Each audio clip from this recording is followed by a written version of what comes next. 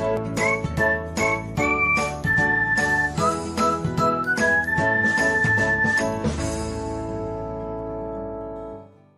everyone, welcome back to another episode of Technologyglance.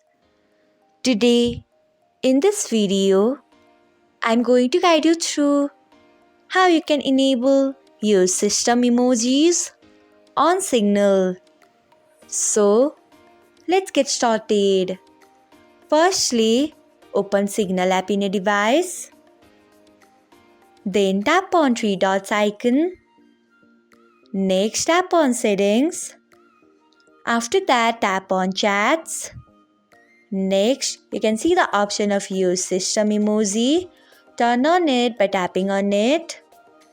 So, this is how you can enable use system emoji on Signal.